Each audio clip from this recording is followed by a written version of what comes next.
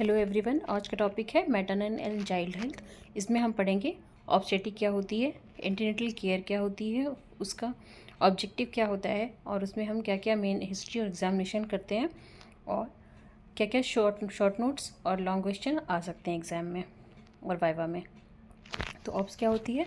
Obstetric largely preventive medicine होती है। इसमें हम करते क्या है, थ्रू आउट प्रेगनेंसी और प्यूरपिया मतलब डिलीवरी के 6 हफ्ते तक हम मदर और बेबी की केयर करते हैं, गुड हेल्थ को इंश्योर करते हैं और ये इंश्योर करते हैं कि जो बर्थ का आउटकम हो वो हेल्दी मदर और हेल्दी बेबी हो।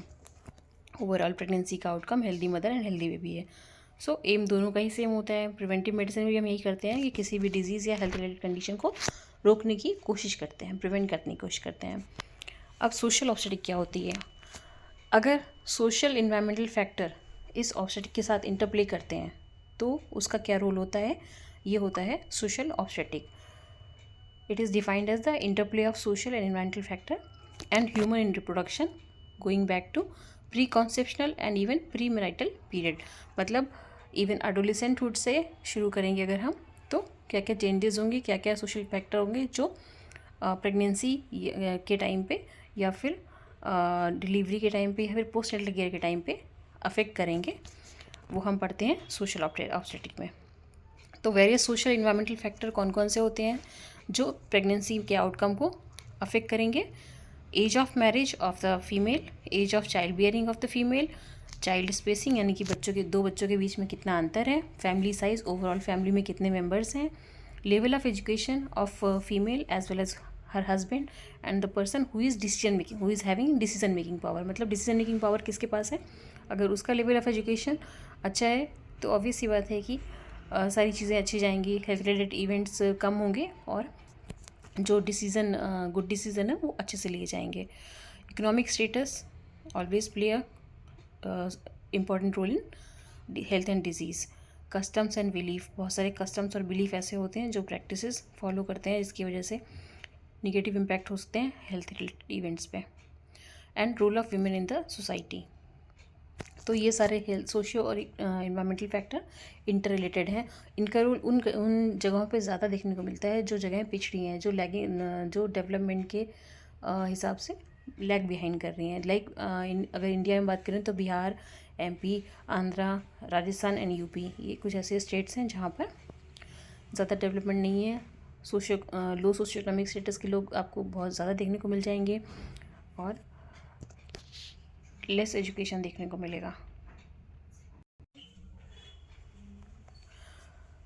तो एक एग्जांपल देते हैं सोशल एनवायरमेंटल फैक्टर का जो अफेक्ट करते हैं प्रेगनेंसी में। फॉर एग्जांपल, अगर मीन एज ऑफ मैरिज जो गवर्नमेंट ने 18 ईयर डिसाइड किया है, अगर उससे पहले मैरिज होगी तो क्या क्या आउटकम हो सकता है, क्या क्या बैड इम्पैक्ट हो सकता है उस टीनेज प्रेगनेंसी का, और वो क्यों हो सकती है टीनेज प्रेगनेंसी? तो सबसे पहले टीनेज प्रेगनेंसी होगी क्यों? हो सकता है कि जो डिसीजन मेकिंग पर्सन है उसने प्रेशर डाला है या फिर फैमिली और सोसाइटी का प्रेशर है, इसकी वजह से अर्ली मैरिज और अर्ली प्रेगनेंसी होती है। अब अर्ली प्रेगनेंसी होगी तो उसके बहुत सारे आउटकम हो सकते हैं जो रिस्की हो सकते हैं for baby as well as mother. जैसे कि मदर को PIH हो सकता है, प्रेगनेंसी इंड्यूस हाइपरटेंशन, अनीमिया हो सकता है, उसको पूरी ओवरऑल बॉडी का डेवलपमेंट नहीं हुआ है तो बोनी स्ट्रक्चर यानी कि पेल्विस जो होगी स्मॉल होगी, रूमी पेल्विस नहीं होगी, तो बच्चे की बर्थ के समय प्रॉब्लम होगी, उसकी मसल मास भी वीक होगा, तो पेरिनियम जो होगा वो इमेच्योर होगा, तो ड्यूरिंग प्रेगनेंसी या बर्थ के टाइम पे इंजरी होने के चांसेस ज़्यादा रह सकते हैं।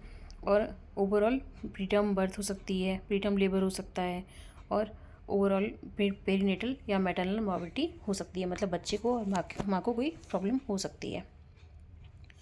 तो कुछ ऐसे फैक्टर्स हैं सोशो इकोनॉमिक या सोशो इन्वायरमेंटल जो बहुत ज़्यादा अफेक्ट डालते हैं अनप्लान्ड सेक्सुअल एक्टिविटी और प्रेगनेंसी पे। वो फैक्टर है ignorance, poverty, illiteracy and gender discrimination. इनकी वजह से होता है क्या? अनप्लान्ड सेक्सुअल एक्टिविटीज़ और प्रेगनेंसीज होती हैं। और दूसरा एक और इम्पॉर्टेंट फैक्टर है न्यूट्रिशन। तो अगर हम एडोलेसेंट एज से ही फीमेल चाइल्ड का या फीमेल एडोलेसेंट गर्ल का न्यूट्रिशनल स्टेटस मेंटेन करके चलेंगे तो जब उसकी मैरिज होगी तो उसका न्यूट्रिशन स्टेटस बेटर होगा और प्रेगनेंसी के टाइम पे उसको ज़्यादा कोई इशू नहीं होंगे, ज़्यादा कोई हेल्थ रिलेटेड इवेंट्स नहीं होंगे और वो प्रेगनेंसी जो होगी पॉजिटिव हेल्दी बेबी और हेल्दी मदर में कल्मिनेट होगी। तो बहुत सारी चीज़ें होती हैं जो हमें देखनी है। एक एजुकेशन का बहुत इंपॉर्टेंट रोल है। तो इसके लिए हम क्या कर सकते हैं, अगर हम प्राइमरी प्रिवेंशन की बात करें तो हमें हेल्थ एजुकेशन देना है।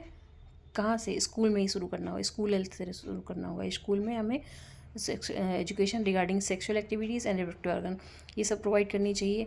हमें बताना चाहिए कि जेनिटल हाइजीन कैसे मेंटेन करना है, मेंस्ट्रुअल हाइजीन कैसे मेंटेन करना है, और how to prevent pre marital and unsafe sexual activities और उनके आउटकम्स क्या क्या हो सकते हैं, बैड आउटकम स्पेशली क्या क्या हो सकते हैं, और उसकी वजह से क्या क्या डिजीज़ हो सकती हैं, और what are the various contraceptive practices जो हम फॉलो कर सकते हैं to prevent these things.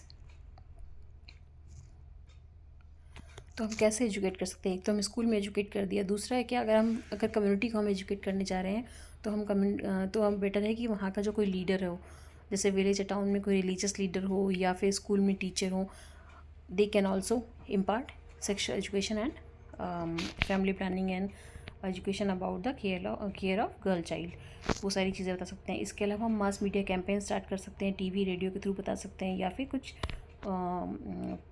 Drama या प्लेस कर सकते हैं, उनके थ्रू हम बता सकते हैं। Overall maternal child health important क्यों है? क्योंकि हमने इसको एक सिंगल यूनिट माना है। बच्चा क्या होता है, since the child is developing inside the वॉर्म ऑफ मदर, तो ओवरऑल अगर मदर की हेल्थ अच्छी होगी तो बेबी की हेल्थ अपने आप ही अच्छी होगी। They are living in same environment, तो हेल्दी बेबी होगा और हेल्दी मदर होगी। अगर मदर को कोई इन्फेक्शन या कोई डिजीज़ हो रही है लाइक टॉर्च इन्फेक्शन या फिर डायबिटीज़ या हाइपरटेंशन, तो बेबी को भी प्रॉब्लम होगी, और वो प्रेगनेंसी का आउटकम जो है गुड नहीं हो सकता उस केस में। और बर्थ के बाद भी बेबी मदर पे डिपेंड होता है for feeding and other activities. Overall हमें मैटरनल हेल्थ और चाइल्ड हेल्थ को एक यूनिट मानकर ही काम करना है। मदर पे फोकस करेंगे तो बेबी अपने आप ही बेटर होगा। तो what is the MCH care, maternal and child health care होता क्या है? It is promotive preventive and rehab health care services for mother and child.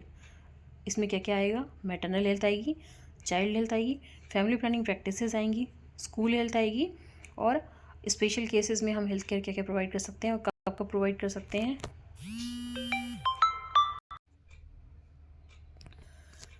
Antenatal care क्या होती है? It is a care of women during pregnancy. The aim of this care is to achieve healthy mother and a healthy baby at the end of pregnancy. मतलब overall pregnancy में हमें care करनी है और pregnancy के बाद में हमें जो आउटकम है उसका healthy mother and healthy baby होना चाहिए। What are the various objective of antenatal care? ये वाइवा में और शॉर्ट नोट के फॉर्म में एग्जाम में भी थ्योरी में पूछा जाता है, MBBS के एग्ज़ाम में। तो हमारा ऑब्जेक्टिव क्या क्या होते हैं? पहला तो प्रेगनेंसी के टाइम पे हमें प्रमोट करना है, प्रोटेक्ट करना, मेंटेन करना है हेल्थ ऑफ मदर, मतलब मदर की हेल्थ को हमें प्रमोट करना है, प्रोटेक्ट करना है और मेंटेन करना है। और साथ में हमें कोई भी हाई रिस्क केस को डिटेक्ट करते रहना है। मतलब हम अगर ब्लड प्रेशर चेक कर रहे हैं, हाइट वेट चेक कर रहे हैं, तो हमें पता चल जाएगा कि हाँ अभी वेट नॉर्मल जा रहा है या अचानक से बढ़ रहा है, ब्लड प्रेशर नॉर्मल जा रहा है या अचानक से बढ़ रहा है। तो हाई रिस्क हम केसेस को भी डिटेक्ट कर सकते हैं और हम फर्दर कॉम्प्लिकेशन जो होती हैं उनको प्रिवेंट कर सकते हैं इस तरह से। और अब अगर प्रेगनेंसी होती है, नॉर्मल प्रेगनेंसी में भी फीमेल को एंजाइटी होती है प्रेगनेंसी से रिलेटेड, डिलीवरी से रिलेटेड, तो उस ड्यूरिंग एंटीनेटल केयर जो गायनेकोलॉजिस्ट है या जो हेल्थ केयर वर्कर है वो उनको हेल्थ एजुकेट करेगा, काउंसिल करेगा, so that we can allay या remove the anxiety of related to pregnancy and delivery. साथ में अब ओवरऑल फाइनल क्या आउटकम होगा इसकी वजह से? मैटरनल मॉर्टेलिटी और इन्फेंट मॉर्टेलिटी, मतलब कि बच्चों की और मदर की जो डेथ रेट है वो काफ़ी कम हो जाएगी, स्पेशली डिलीवरी और पीरियड प्रेगनेंसी से रिलेटेड पीरियड में। ठीक है, साथ में हम मदर को during antenatal care health education देते हैं, हाइजीन कैसे मेंटेन करना है, न्यूट्रिशन में क्या क्या लेना है, मतलब डाइट कैसे मॉडिफाई करनी है, और इन्वायरमेंटल सैनिटेशन और अदर चीज़ें लाइक बेबी की केयर क्या करना है, वैक्सीनेशन में क्या क्या हम करवा सकते हैं मदर का और बेबी का, वो सारी चीज़ें हम मदर को बताते हैं। और साथ में फर्दर उसको अपना फैमिली साइज़ मेंटेन करने के लिए फैमिली प्लानिंग प्रैक्टिसेस को क्या क्या ऑप्शंस हैं और वो कौन कौन से ऑप्शन यूज़ कर सकती है, उसके लिए हम उसको सेंसिटाइज करते हैं। और फाइनली हम अंडर 5 चिल्ड्रन को, क्योंकि mother is the first care taker of the baby, first teacher of the baby, तो 5 साल तक के बच्चों को भी हम उसके अंदर साथ में MCH केयर के साथ साथ मैटरनल चाइल्ड हेल्थ केयर में हेल्थ केयर सर्विसेज प्रोवाइड करते हैं, जैसे वैक्सीनेशन हो गया और अदर एंथ्रोपोमेटिक मेजरमेंट्स हो गए। तो what are the main MCH problem जो हमारी मदर और चाइल्ड के हेल्थ को अफेक्ट करती है? मैल न्यूट्रिशन, इन्फेक्शन, और अगर अनरेगुलेटेड फर्टिलिटी यानी कि अनसेफ सेक्सुअल एक्टिविटीज़ है उसकी वजह से क्या हुआ, क्या कॉन्सिक्वेंसेस हो सकते हैं। साथ में हेल्थ एंड अदर सर्विसेज की अगर कोई स्कैसिटी है तो वो क्या क्या हो सकती हैं। So these are main health problems which affect health of mother and child. अब आते हैं एंटीनेटल केयर में। तो अगर हमें कोई केस मिलता है एग्ज़ाम में, स्पेशली फॉर पीजी, अगर कोई केस मिलता है तो हम क्या करते हैं, हमें क्या क्या स्टेप्स फॉलो करने चाहिए और कैसे उस केस को राइट करना चाहिए, थ्योरी में भी और प्रैक्टिकल एग्जामिनेशन में भी। सबसे पहले हमें कोई भी केस मिलता है तो हम पेशेंट के पर्टिकुलर्स लेते हैं, उसके बाद हम जनरल हिस्ट्री लेते हैं। जनरल हिस्ट्री में अगर प्रेगनेंसी है तो उस केस में हमें क्या क्या चीफ कंप्लेंट मिल सकती है। The female can complain about amenorrhoea, मतलब वो बोलेगी कि पीरियड्स नहीं आए हैं। There could be pain, there could be nausea, vomiting or any other symptoms which is mentioned here in history of present pregnancy। जैसे कि अगर फर्स्ट ट्राइमेस्टर में है, मतलब हम जब प्रेगनेंसी कंफर्म करते हैं यूरिन प्रेगनेंसी टेस्ट किट से, तो हम देखते हैं कि प्रेगनेंसी कंफर्म है और फर्स्ट ट्राइमेस्टर चल रहा है, कौन सा जेस्टेशन लेग चल रहा है, कब लास्ट मंथ उसका था मेंसेस, और इस हिसाब से हम उसकी जेस्टेशन डिसाइड कर लेते हैं। फिर हम देखते हैं कि फर्स्ट ट्राइमेस्टर में क्या क्या कंप्लेन हो सकती हैं। तो if the female is having morning sickness, मतलब सुबह सुबह उसको उल्टी मतलब फील हो रही है, फ्रीक्वेंसी ऑफ मिक्चुरेशन बहुत ज़्यादा है, बार बार पेशाब जाना पड़ रहा है, कोई फीवर या रैशेस तो नहीं है बॉडी में, उसको हेडेक तो नहीं हो रहा है, पीडल या बॉडी ओवरऑल बॉडी में एडिमा मतलब सूजन तो नहीं है किसी भी तरह की, साथ में कोई ब्लीडिंग पर वेजाइनम या फिर लीकिंग पर वेजाइनम की हिस्ट्री तो नहीं है, कोई भी किसी तरह का ड्रग इनटेक की हिस्ट्री तो नहीं है, मतलब कोई ऐसी चीज़ तो नहीं है कि वो दवा वगैरह कुछ खा रही हो या एक्सरे वगैरह करवाया हो। तो ऐसी सारी चीज़ें हम देखते हैं। सेकेंड ट्राइमेस्टर में क्या क्या चीज़ें कंप्लेन हो सकती है फीमेल को? क्विकनिंग मतलब क्विकनिंग मतलब परसेप्शन ऑफ फीटल मूवमेंट, मतलब उसको फीटल मूवमेंट फील होगी, उसको लगेगा कि हाँ बच्चा घूम रहा है। तो अगर वो सेकेंड ट्राइमेस्टर में होता है, मोस्टली फीवर ऐसे या बर्निंग मिक्चुरेशन या एडिमा की हिस्ट्री हो सकती है। इन्फेक्शन होगा तो बर्निंग मिक्चुरेशन होगा, फीवर होगा, बॉडी में रैशेस हो सकते हैं। एडिमा किस केस में मिलेगा? अगर हाइपरटेंशन या उससे रिलेटेड कोई कंडीशन है तो एडिमा मिल सकता है हमको। थर्ड ट्राइमेस्टर में क्या क्या कंप्लेन हो सकती है? इंक्रीज फ्रीक्वेंसी ऑफ मिक्चुरेशन, वापस से क्योंकि ग्रेविड यूट्रस होता है, यूट्रस का साइज़ बहुत ज़्यादा बढ़ चुका होता है, उसकी वजह से यूरिनरी ब्लैडर और यूरिनरी सिस्टम पे प्रेशर पड़ता है, तो प्रेशर की वजह से फ्रीक्वेंसी ऑफ मिक्चुरेशन वापस से थर्ड ट्राइमेस्टर में बढ़ जाती है। और साथ में पेन हो सकता है लोअर एब्डोमेन, ब्लीडिंग पर वेजाइनम हो सकती है, लीकिंग पर वेजाइनम हो सकती है, और प्रेगनेंसी इंड्यूस हाइपरटेंशन या फिर अदर प्रॉब्लम्स हो सकती हैं। तो इस तरह की कोई कंप्लेन करेगा तो these are will be kept in history of present pregnancy, जो कि हम नॉर्मल केसेस में हिस्ट्री ऑफ प्रेजेंट इलनेस के फॉर्म में लिखते हैं। अब हम और क्या हिस्ट्री लेंगे? फैमिली हिस्ट्री हम देख सकते हैं। फैमिली हिस्ट्री में regarding history of tuberculosis, hypertension, diabetes, कोई कंजेनिटल एनामली तो नहीं है या फिर कोई ऐसी डिजीज़ तो नहीं है जो हेरिडिटरी हो, जो फैमिलियल हो, ये चीज़ें हम चेक करेंगे। पर्सनल हिस्ट्री में मेडिकल या सर्जिकल प्रॉब्लम तो नहीं है पेशेंट को, या फिर कोई डेफिशिएंसी डिजीज़ तो नहीं है, न्यूट्रिशनल डेफिशिएंसी डिजीज़ तो नहीं है। फिर पेशेंट की हम मेंस्ट्रुअल हिस्ट्री लेंगे, प्रेग्नेंट फीमेल की मेंस्ट्रुअल हिस्ट्री लेंगे, जिसमें हम लास्ट मेंस्ट्रुअल पीरियड और एक्सपेक्टेड डेट ऑफ डिलीवरी निकालेंगे, जो कि हमारी 9 ल्यूनर मंथ प्लस 7 डेज से निकलती है। फिर ऑप्स हिस्ट्री लेंगे, ऑप्स हिस्ट्री या फिर जैसे हम कहते हैं हिस्ट्री ऑफ प्रीवियस प्रेगनेंसी में हम पूछेंगे, कोई चेक करेंगे whether it was in normal pregnancy, normal delivery, operative delivery, instrumental delivery थी या सिजेरियन सेक्शन थी, अबॉर्शन हुआ था, इंड्यूस था, अगर अबॉर्शन था तो इंड्यूस था या स्पॉन्टेनियस अबॉर्शन था, कोई कॉम्प्लिकेशन तो नहीं हुई थी ड्यूरिंग प्रेगनेंसी या फिर थर्ड स्टेज ऑफ लेबर या फिर ड्यूरिंग लेबर, या पीरियड में कोई प्रॉब्लम तो नहीं थी, बेबी होने के बाद, डिलीवरी होने के बाद कोई प्रॉब्लम तो नहीं थी, या बेबी को कोई प्रॉब्लम तो नहीं थी। तो ये सारी चीज़ें हम प्रीवियस ऑप्स हिस्ट्री या प्रीवियस प्रेगनेंसी की हिस्ट्री में पूछते हैं पेशेंट से। तो और साथ में हमें एक टेबुलर फॉर्मेट में birth order, condition of the child अगर देखना है तो बर्थ ऑर्डर, बच्चे का कौन सा ऑर्डर है, फर्स्ट बेबी है, सेकंड बेबी, थर्ड बेबी, वो सब मेंशन करना है, उनका एज, सेक्स मेंशन करना है, तो प्लेस ऑफ डिलीवरी, वो कहाँ डिलीवर हुए थे, घर में डिलीवरी हुई थी या हेल्थ फैसिलिटी में डिलीवरी हुई थी, किस तरह की डिलीवरी थी, नॉर्मल डिलीवरी, विजाइनल डिलीवरी थी या फिर सिजेरियन सेक्शन या फिर ऑपरेटिव डिलीवरी थी, बर्थ पे बेबी का वेट क्या था, कोई कॉम्प्लिकेशन तो नहीं हुई थी during pregnancy and birth and after birth, और अगर कोई स्पेशल रिमार्क है तो वो हम मेंशन कर सकते हैं हिस्ट्री में। फिर प्रेगनेंसी में हमें हिस्ट्री ऑफ एएनसी विजिट, हमें जो फीमेल आ रही है हमारे पास में, वो आपके पास किस विजिट में आएगी। अगर फर्स्ट विजिट है तो आप उसी दिन उस दिन से ही क्या कहते हैं रिकॉर्ड बनाना शुरू कर देंगे।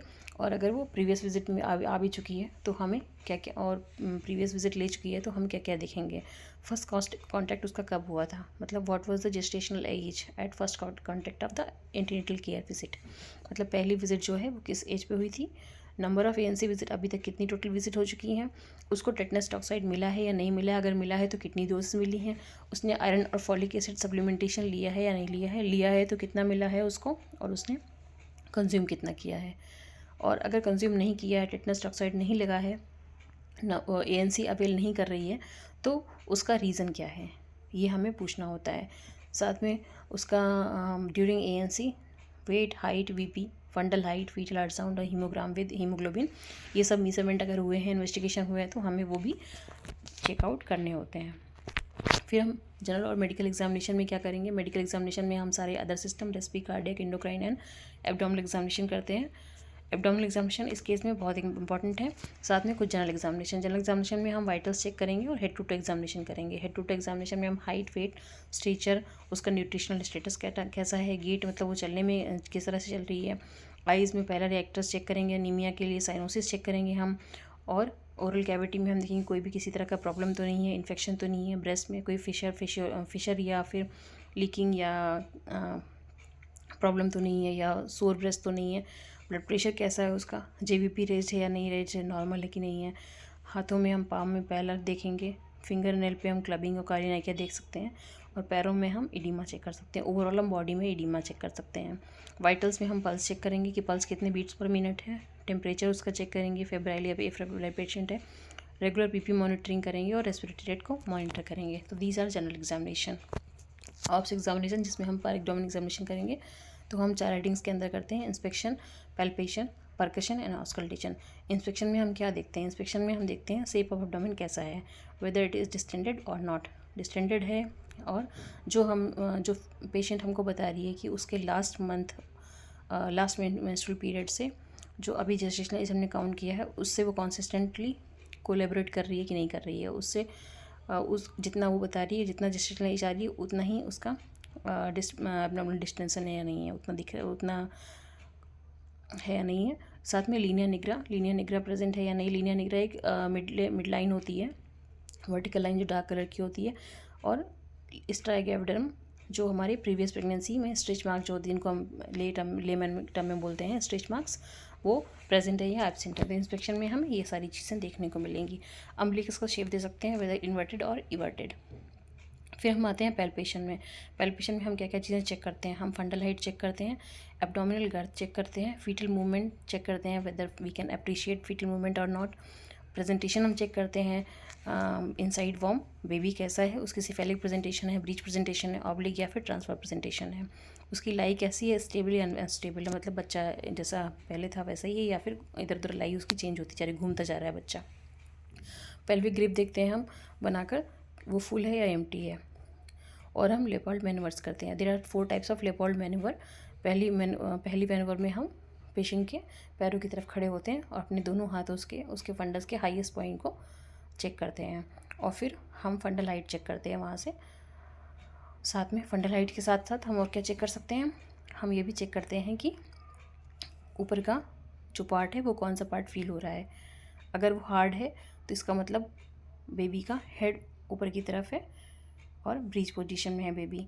और अगर वो सॉफ्ट है तो वो हमें फील हो जाएगा कि बेबी के जो लोअर बॉडी है वो ऊपर की तरफ और हेड डाउनवर्ड है। फिर सेकंड जो दिखा रहा है, सेकंड में हम साइड में चेक करते हैं। हमें इसमें साइड में चेक लेटरल मैनूवर होती है, इसको बोलते हैं। इसमें हमें ये चेक करना होता है कि बेबी का बैक की साइड है और उसके लिम्स की साइड है। तो बेबी चूँकि हाथ और पैर दोनों को फ्लेक्स करके फ्लेक्शन की पोजीशन में रख के बैठा होता है, अंदर होता है।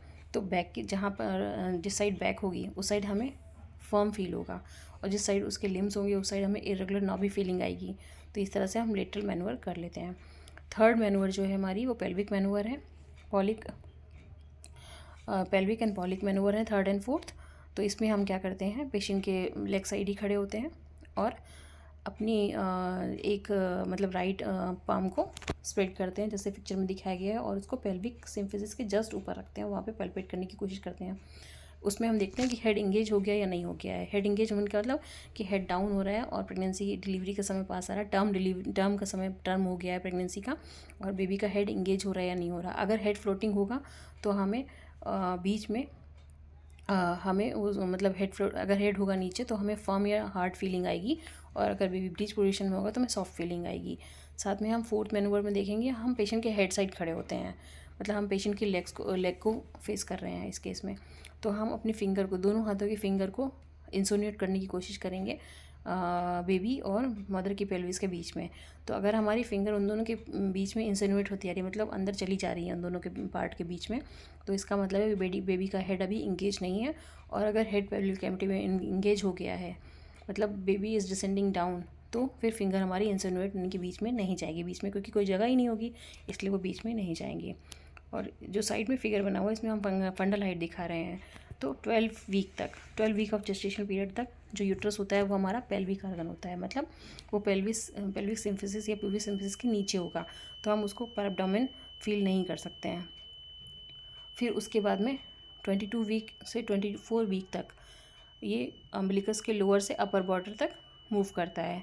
फिर फाइनली 36 से 38 वीक तक ये हमारा जिफिस्टर्नम तक जाता है, और वापस से 40 वीक यानी कि at the termination of pregnancy it comes down, क्योंकि बेबी का हेड जो है वो इंगेज हो चुका होता है, वो नीचे की तरफ डिसेंड कर रहा है पेल्विक कैविटी में, इसलिए वापस से यूट्रस जो है 40 वीक पे डिसेंड डाउन करता है।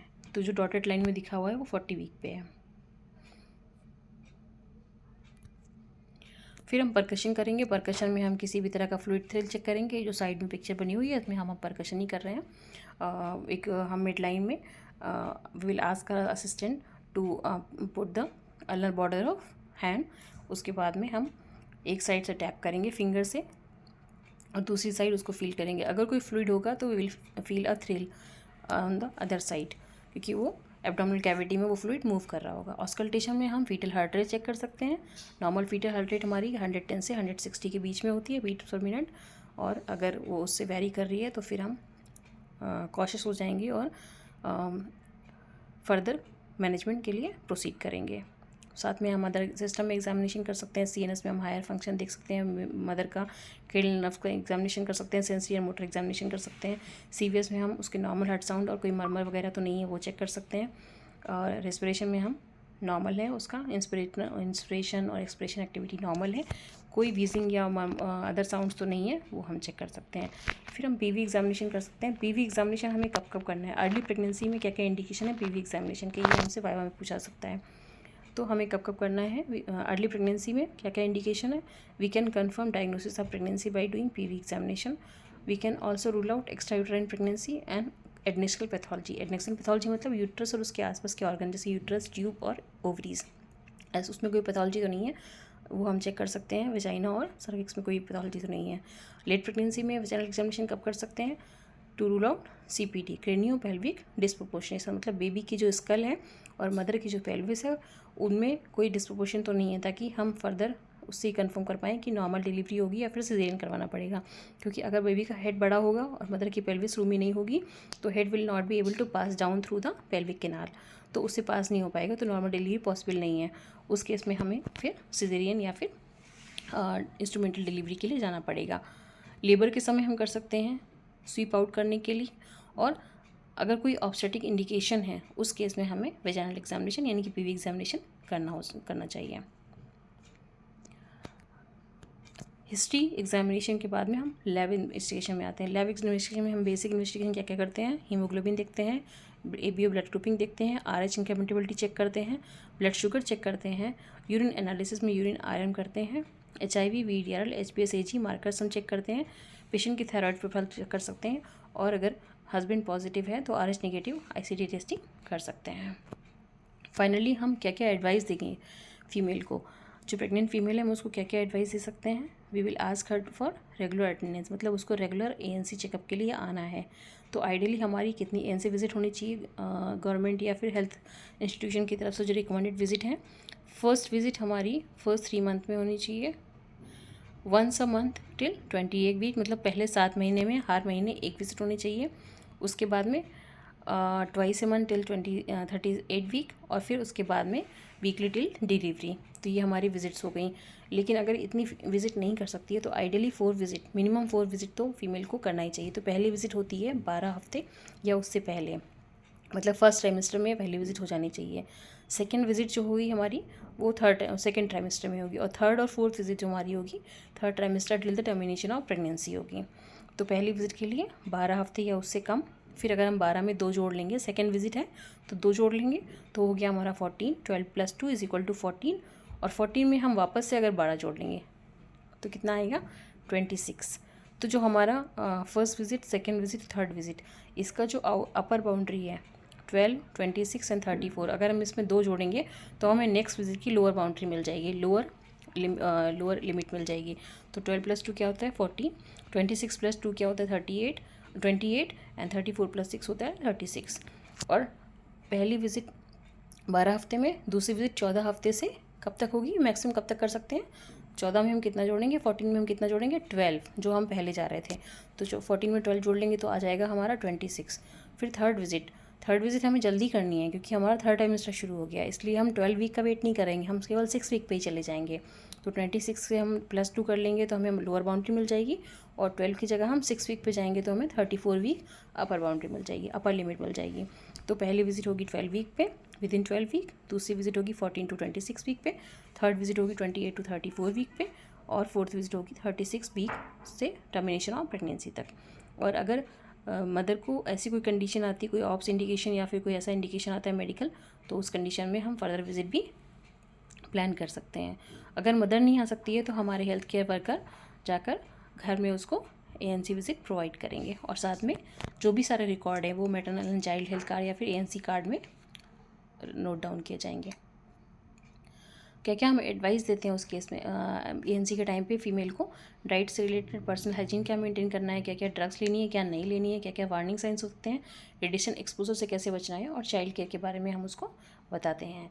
तो पेशेंट को हम क्या क्या बताएंगे, जैसे आयरन फॉलिक एसिड सप्लीमेंटेशन है, डाइट में क्या क्या लेना है, BP और क्या कहते हैं वेट कैसे रेगुलर चेकअप करवाना है, सॉल्ट लेना है, या फिर और क्या चीज़ें हम ले सकते हैं, हाइजीन कैसे मेंटेन करना है। फैमिली को हम हाइजीन मेंटेन करने के लिए ओवरऑल बताएंगे, ANC का इम्पोर्टेंस के बारे में बताएंगे, और प्रेग्नेंट फीमेल की डाइट का ध्यान रखने के लिए बताएंगे। वैसे ही हम कम्युनिटी लेवल पे क्या कर सकते हैं, क्लीनलीनेस मेंटेन कर सकते हैं, और health education regarding good good antenatal care community level पे बता सकते हैं।